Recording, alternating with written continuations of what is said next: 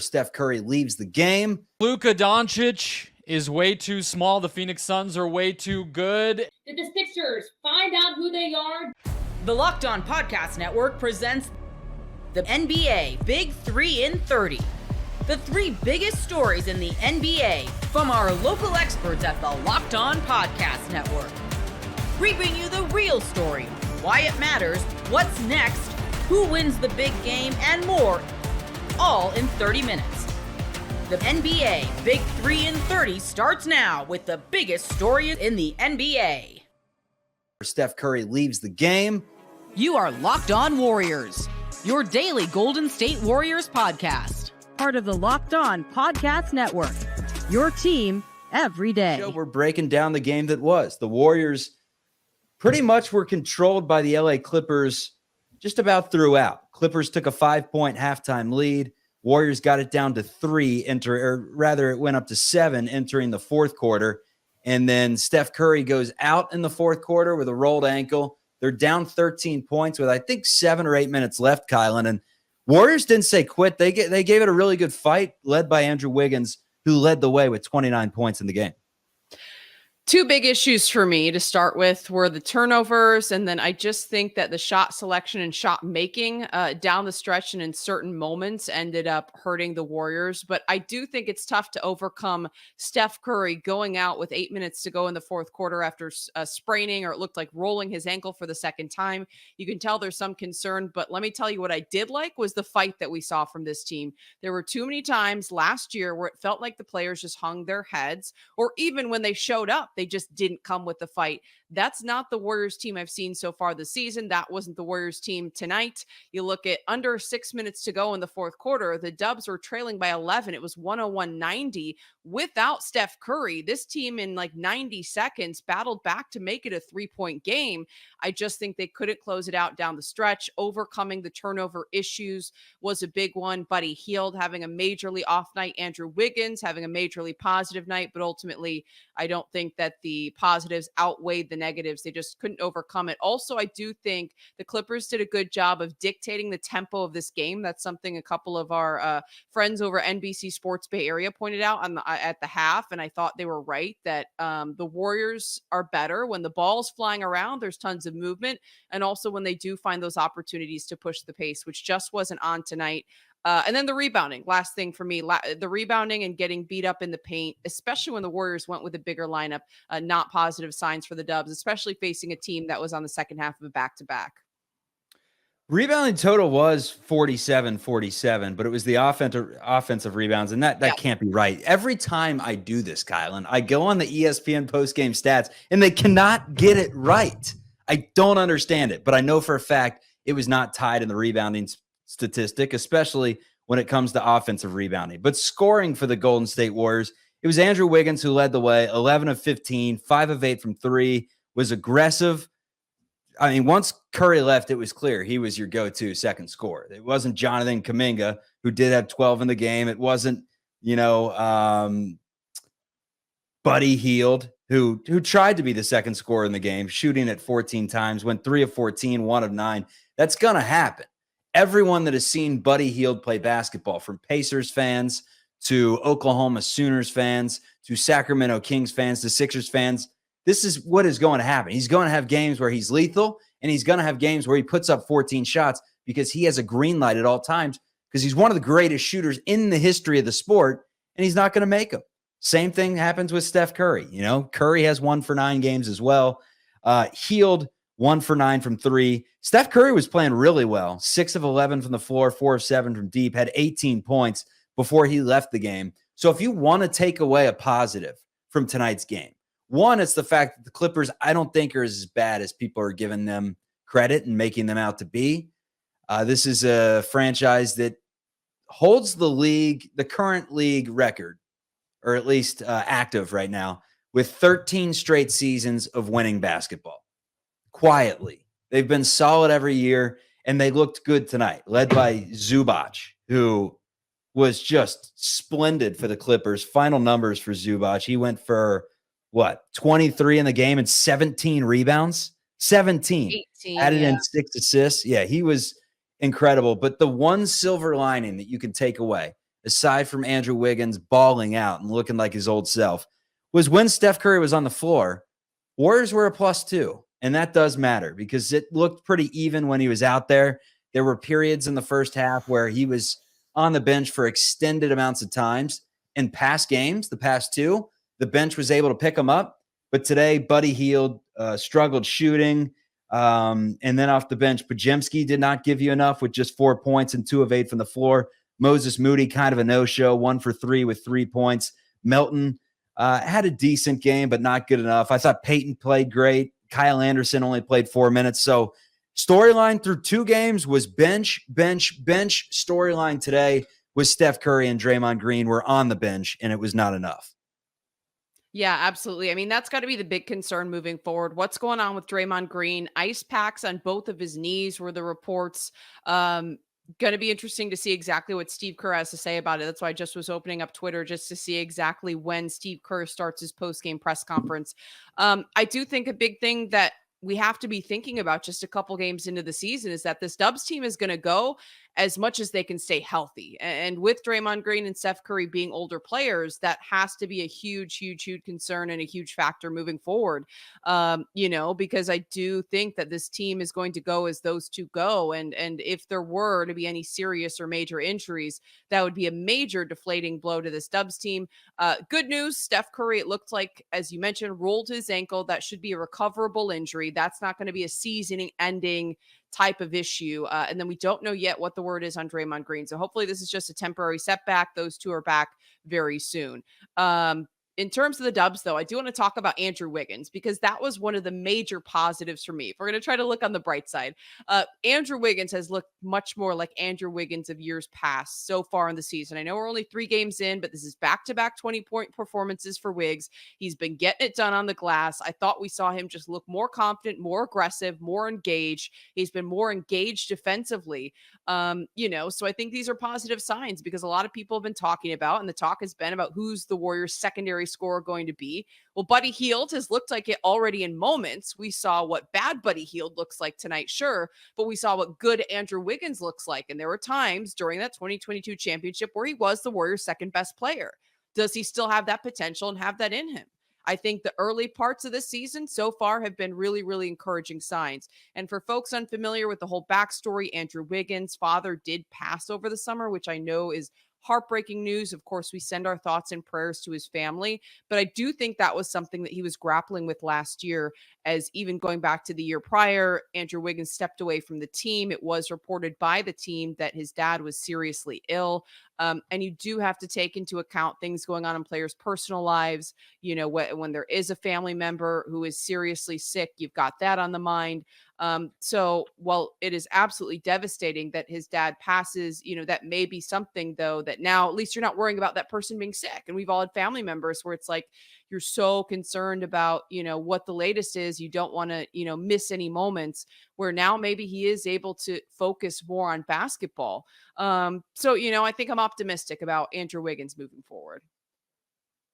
Yeah. I mean, Wiggins, he looks sensational out there. I mean, he's hustling hard, active, so long, so athletic, took it to the rack a few times today and finished. And he's at his best when he's driving, for sure.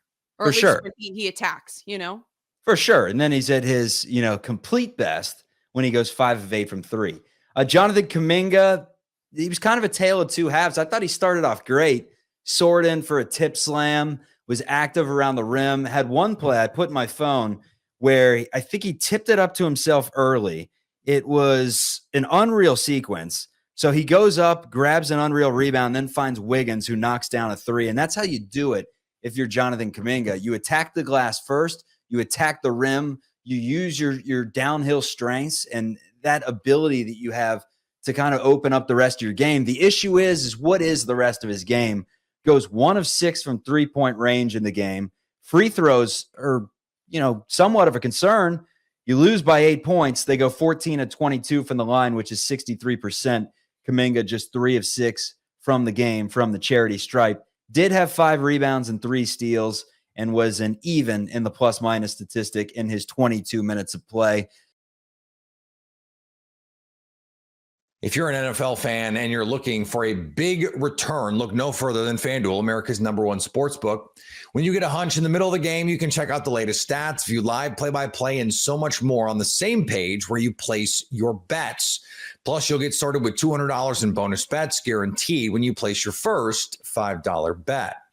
And you can put that $5 on Monday Night Football. The Steelers are solid favorites tonight against the Giants. I actually already have this one in my dance card with Russell Wilson's debut sending good vibes to the Steel City. FanDuel thinks Pittsburgh can keep it going. They're favored by 5.5. So what are you waiting for? That's FanDuel.com to get started. Luka Doncic is way too small. The Phoenix Suns are way too good. And You are Locked On Suns, your daily Phoenix Suns podcast. Nurk did redeem himself, and we will get into it. Wait a second. as Wait, no. roll We have here. a Nurk problem, Brendan. We have a Nurk problem. It was 2 games to the season. He missed most of the preseason. No, we have a Nurk problem, Brendan. No, we're not. See, We I a Nurk You and I are problem. on different ends of this, so I would love to play along with you, Ben, but I'm not. Yeah. I'm not gonna take this game as fully making Nurk look great either. So we will have to duke it out maybe as we roll on with We the can do show. But that. it is You can do that. a 114-102 Suns win. They bounce back after that first loss of the doubleheader, the back-to-back against the Lakers. They come home, the home opener here tonight. No Bradley Beal, no Grayson Allen, and yet the Suns still find a way to get it done. And I'm going to take us straight to my moment of the game, Ben, which I sort of had a little pun for there, which is getting it done. Ryan Dunn starts in That's place good. of Bradley Beal, and I'm just going to go with the chest bump between KD and Dunn at half court that kind of culminated the stretch where they took over in the third quarter into the fourth quarter. Dunn battled through foul trouble. He steps in, has to guard Luka. That's a nightmare of a matchup. He only gets 21 minutes on the court, kind of trying to find his way, but makes 3 threes. And KD shouted this exact moment out as well, 7:38 in the fourth quarter, where Dunn set a back screen. The defense kind of followed Durant into the paint. Dunn popped out, confidently catches and launches and makes a 3 to put the Suns up 9. They were basically up 5 to 10 to 15 most of the second half, but by that point it was starting to look over. And I really feel like that energy and that confidence, like obviously you can't overlook the shot making that he continues to have. That's back-to-back games now with 3 threes made, Ben, but this is infectious for these guys. And, you know, for an old wise vet like KD to actually be feeding off of it, like that says a lot to me, that it's not just, oh, you know, he's coming along, he's looking good, but like they are just as hyped about this young dude as we are, and it showed tonight for sure. You and I had talked about this with Ryan Dunn, and if he can come into his own, it looks like he's already starting to do so. But just overall, Brendan, this team went from the Clippers game where it's kind of up and down, and they started poorly or whatever. It kind of went up and down in the beginning, and then they figured it out at the end. And then that Lakers game, right? They picked it up. They played what I thought, besides a little bit of that third quarter, a complete basketball game tonight. Ryan Dunn and company, Kevin Durant, and you know, I'll just move straight over to what I thought was my moment of the game. And you had mentioned it, feeding off of those guys. There was a media member next to me. I think it was, I can't remember who it was. I was talking to him for a decent amount of the night though, and he goes, "Is Kevin Durant? Is he doing the too small to Luka?" And I go, Kevin Durant's not really a trash talker. That's not really his MO. He's not exactly a humble guy. He'll say he's one of the best players of all time, but he's not usually like a get in your face. And so I go, no, I think he's joking with him. I think that was kind of a smile. And then I saw the replay. He was going after Luka Doncic. And that right there, I do think is the moment, because right there was Kevin Durant stepping on the throat of the Dallas Mavericks. And once again, the opposing team, we have Kevin Durant and you do not. And that's ultimately at the end of this game where he just took over. And that is 2 games now, in 3 games total, that Kevin Durant has taken over in the final few minutes, shouldering that responsibility where, again, I think this team goes as far as Kevin Durant takes them. And that was a really, really good moment to have early on in the season, not just for Suns fans to rally around, but for the team to rally around too. So that's kind of where I was at. It's 3 games now since KD got to the Suns that he has had big performances against the Mavs. The one right when he got here, the end I of that remember first that. season. Last year, if you remember, there's the one where Grant Williams and Nurk got into it, and KD guarded Luka down the stretch of that game and was able to eke out the W. And then here again tonight, they don't really have an answer for him on defense. Some teams have Not many players teams that do. I look at and I say, okay, that could pose some problems for Kevin Durant. I mean, he wasn't awesome in the Minnesota series, for instance, right? But Dallas doesn't have anybody, and he just gets into a rhythm, not to mention that he is a good option against Luka when they need to do that. They didn't even really have to dig that deep this one because Kyrie wasn't great and PJ Washington laid an egg and everything. But KD could have even, I think, done more. He can do more on defense in this matchup, but these 3 games, I put this out there on Twitter, and I was like, kind of, am I just, early season overreaction, Ben? But I saw it echoed by a lot of other fans, and I think it's 100% accurate. He feels like he is in a groove from a comfort standpoint and an efficiency standpoint and everything else that is at least up there with any stretch he had, any week he had of all of last season. The space he's able to operate in right now, and again, the rhythm that he's been able to find, like, he's on another level. And like you just said, he's absolutely the best player on this team right now. Hasn't even been close. Yeah, that's a good way to just mention briefly something that we'll dive deeper into later. But like, Devin Booker was not great again in this game. Defensively was probably his best game, but he was not great in this game again. But it doesn't really matter. When you have a superstar like Kevin Durant, and at this point in his career, it's starting to reach LeBron James levels of, wait, this guy's 36, 37 years old. I think he's 36 exactly. And he's still one of the best players in the game. It takes a lot for a guy like Kevin Durant, who knows that Luka Doncic remembers everything, cross him up and hit a elbow jumper on him, where moments before that, he crossed him up, and had he not got cheap fouled, he would have had the moment of the game for both of us, crossing up Luka Doncic and then dunking the ball. So, yeah, Kevin Durant has been awesome. I mean, he's been awesome. I mean, every worry that I've had about Kevin Durant coming into this year, which was, is he going to take a step back? Are we sure he's still going to be Kevin Durant? This looks like the best version of Kevin Durant we've had since the Nuggets series, where he was awesome in 2 of those games. I guess he was really good in games 3 and 4. Wasn't super efficient in the other ones. And just really quickly, no, the Mavericks do not scare me. I've preached this since last year. Suns have Kevin Durant. The Mavericks have no one for Kevin Durant. They don't have Jalen McDaniels. They don't have Aaron Gordon. They do not have someone they can throw at Kevin. They don't have Jason Tatum or Jaylen Brown. The Mavs do not scare me at all. And defensively, they took a step back with Klay Thompson. The dude is cooked, although he still shoots pretty well. Cooked defensively. Last thing, moment-wise, the other one that KD shouted out that Bud was also fawning over post-game was the stretch, because I don't think we'll mention him again the rest of the episode. Royce O'Neal with the transition score the last 5 seconds of the third quarter, and then sprinting back in transition on the other end to block Jaden Hardy and just mean mugging him. Kyrie's sitting there like, what? And it just energized everybody.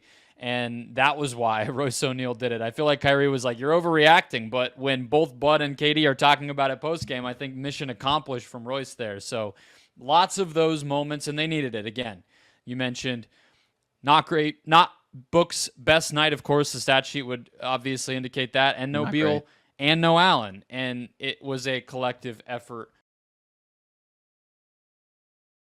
If you're an NFL fan and you're looking for a big return, look no further than FanDuel, America's #1 sportsbook. When you get a hunch in the middle of the game, you can check out the latest stats, view live play-by-play, and so much more on the same page where you place your bets. Plus, you'll get started with $200 in bonus bets guaranteed when you place your first $5 bet. And you can put that $5 on Monday Night Football. The Steelers are solid favorites tonight against the Giants. I actually already have this one in my dance card with Russell Wilson's debut sending good vibes to the Steel City. FanDuel thinks Pittsburgh can keep it going. They're favored by 5.5. So what are you waiting for? That's FanDuel.com to get started.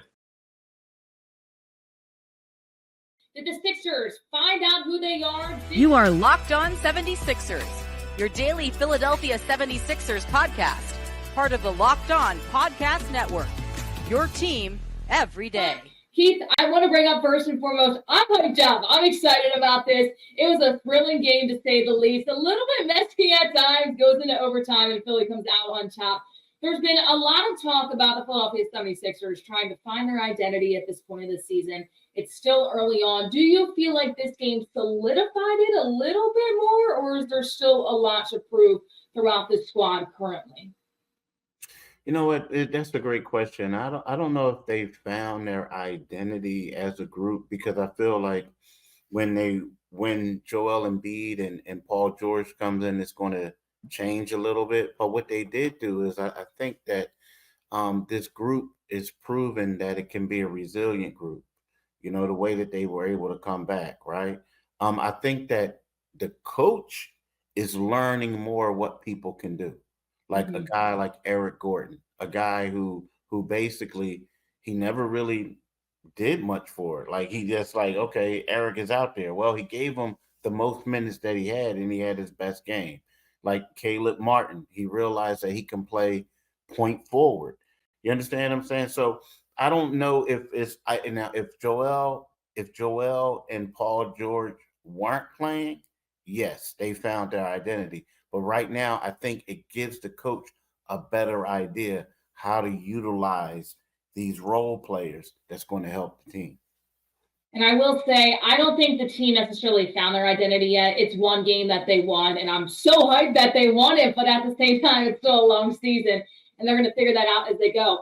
Who I do think found their identity, though, was Tyrese Maxey. A very, very tough first two games trying to figure out, is he doing too much? Is he doing too little? We'll get to that in the next segment. But I think Tyrese Maxey found his identity. It was so fun to see last night, him getting all typed up, saying, this is my team, let's go. And I was so ready for it. But, you know, we can all center this around Tyrese Maxey, but we have to look at the other pieces that helped out this team, too.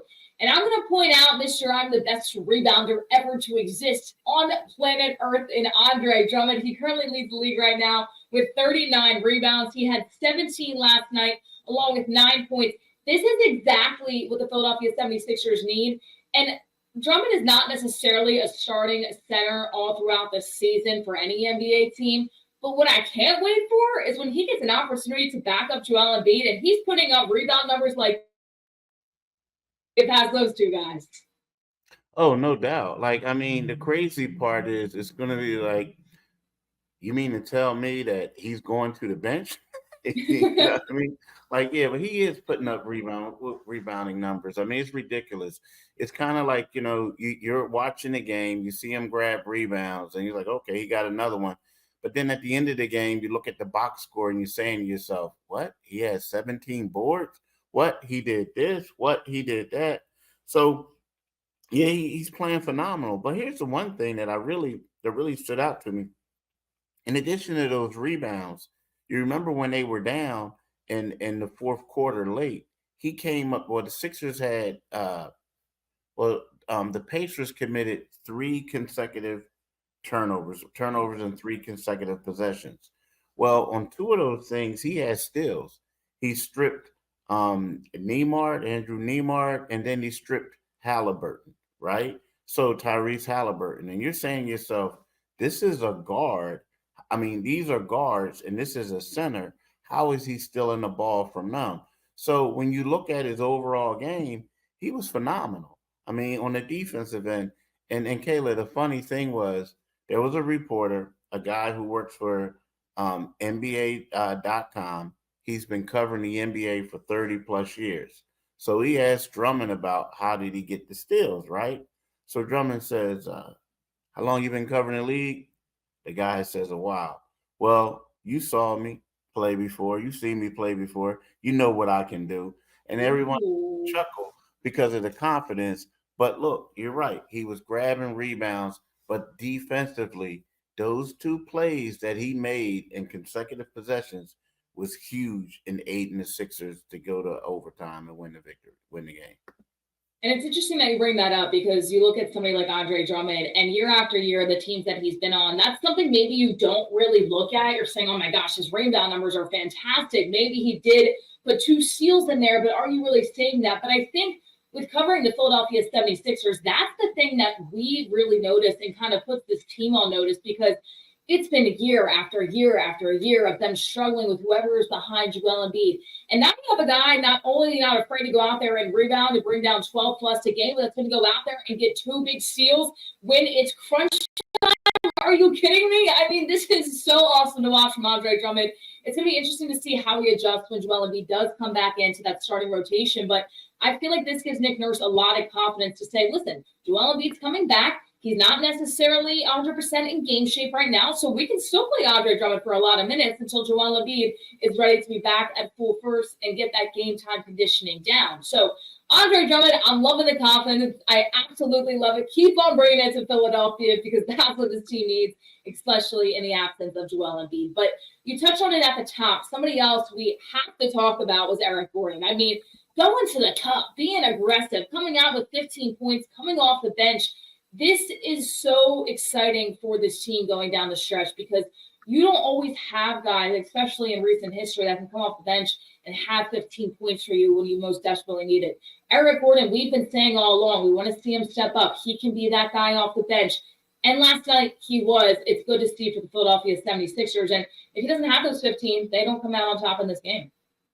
Yeah. He was key for him. Now here's the thing. So he had 15 points, and it's crazy because, he had 15 points and he did it in 31 minutes. This guy only averaged 5 points in the first 2 games, right? Mm-hmm. Now, the crazy part about all this is that his shot wasn't really falling from 3, but he made 5 of 10 shots. He was 2 for 7 on threes. He got to the foul line. He made 3 or 4 free throws.